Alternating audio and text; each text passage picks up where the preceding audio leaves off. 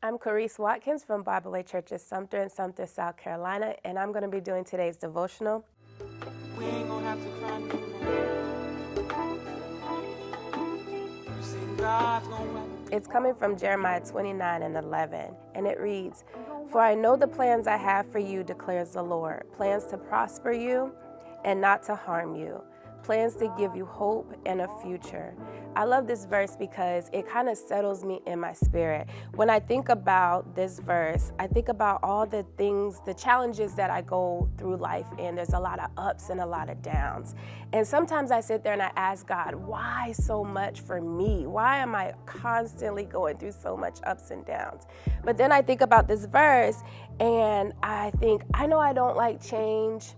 I like to control things. I like to know everything that's going to happen from beginning to end, to plan out my life. I don't like the unknown, but that's so unrealistic. I think about movies and how the characters go through ups and downs in just an hour and a half, and they get to their happy ending in an hour and a half or a little more maybe, but that's not life. And God wants us to have faith in Him.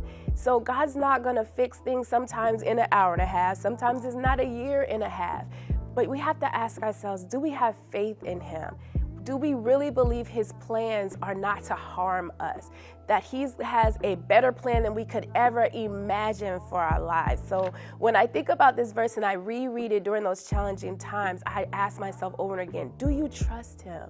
Do you have faith in Him? Do you have faith in the plans? Do you believe that His ultimate plan for your life is better than anything you could come up with and you controlling everything moment to moment? So when times get hard, I just look back at this verse, Jeremiah 29:11, and I like the NIV version. That's the version that I read because it really breaks it down for me in simple terms.